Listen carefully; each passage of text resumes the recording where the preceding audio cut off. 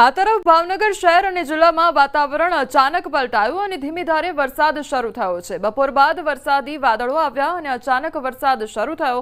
શહેરના એરપોર્ટ, સુભાષનગર, ગંગાજળિયા તળાવ, કાળા નાળા, વાઘાવાડી અને કાળિયાબીડ, ઘોઘા સર્કલ સહિતના વિસ્તારોમાં વરસાદ વરસ્યો।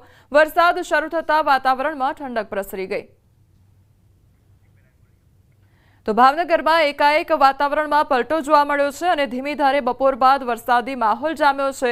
તો વરસાદ વરસવાને કારણે લોકોને ગરમીમાંથી આંશિક રાહત પ્રાપ્ત થઈ છે। તો ભાવનગર પંથકમાં ધીમી ધારે વરસાદ વરસ્યો છે।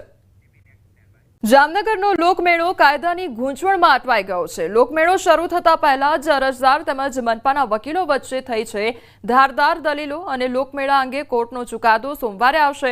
મહત્વનું છે કે રવિવારે લોકમેળાનું લોકાર્પણ થવાનું હતું।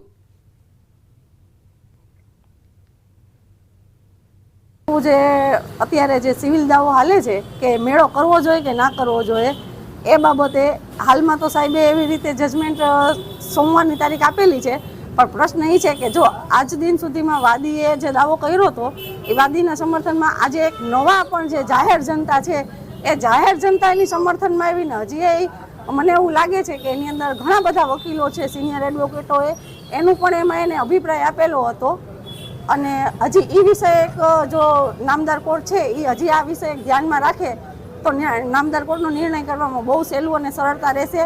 શ્રાવણી લોકમેળાનું આયોજન આ જગ્યાએ ન થાય પ્રદર્શન કરવામાં એટલે કે અને અન્ય જગ્યાએ કરવામાં આવે કે જ્યાં ટ્રાફિકની સુવિધા હોય, ઇમરજન્સી વાહનો આરામથી નીકળી શકે, પ્રજા મેળાનું સુખ માણી શકે અને કોઈ દુર્ઘટના ન બને તે હેતુથી આ દાવો લેવો હતો। ગંભીરા બ્રિજ તૂટ્યા બાદ હવે ઉમેટા બ્રિજ પર ઘસારો વધી ગયો છે। રક્ષાબંધનના તહેવારમાં વાહનોનો ભારે ઘસારો જોવા મળ્યો। ઉમેટા બ્રિજ પર વાહનોનો ભારે ઘસારો જોવા મળ્યો અને ગંભીરા બ્રિજ તૂટેલો હોવાથી ઉમેટા બ્રિજ પર રક્ષાબંધનના તહેવારને લઈ વાહનોનો ભારે ઘસારો જોવા મળ્યો છે। રક્ષાબંધન તહેવારને લઈ આણંદ અને વડોદરા જિલ્લાને જોડતો ઉમેટા બ્રિજ વ્યસ્ત બન્યો છે।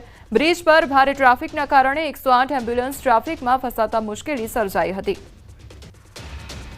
તો ટ્રાફિક જામ સર્જાયો હોય તે પ્રકારની પરિસ્થિતિનું નિર્માણ થયું છે। તો એક તરફ તહેવારનો માહોલ ચાલી રહ્યો છે અને બીજી તરફ આ બ્રિજ પર ઘસારો વધ્યો છે। ગંભીરા બ્રિજ તૂટવાને બાદ હવે જે આ બ્રિજ આવેલો છે ત્યાં આગળ વાહનોની અવરજવર સૌથી વધુ થઈ છે અને તેના કારણે ટ્રાફિક જામ પણ સર્જાય છે, જેના કારણે લોકોને હાલાકીનો સામનો કરવો પડી રહ્યો છે। તો ઉમેટા બ્રિજના આ દ્રશ્યો સામે આવ્યા છે।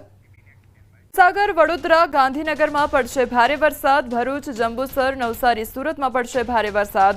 તાપી નદીનું જળસ્તર વધવાની શક્યતા રહેશે। દક્ષિણ ગુજરાતમાં ભારે વરસાદની શક્યતા। સાબરકાંઠા, પંચમહાલ, કચ્છમાં પણ ભારે વરસાદની સંભાવના। નવસારી, સુરતના ભાગો, આ ઉપરાંત વલસાડના ભાગો, આ ભાગોમાં ભારે વરસાદ થવાની શક્યતા રહેશે। કેટલાક ભાગોમાં ભારેથી અતિભારે વરસાદ થવાની શક્યતા રહેશે। તાપી નદીનું જળસ્તર પણ વધવાની શક્યતા રહેશે। આ ઉપરાંત ઉત્તર ગુજરાતના ભાગો, પાટણ, સમી હારીજ અને મહેસાણા ભાગોમાં વરસાદ થવાની શક્યતા છે। કચ્છના ભાગોમાં ભારે વરસાદ થવાની શક્યતા રહેશે। રાજકોટ અને ઉત્તર સૌરાષ્ટ્રના ભાગોમાં કેટલાક ભાગોમાં ભારે વરસાદ થવાની શક્યતા રહેશે।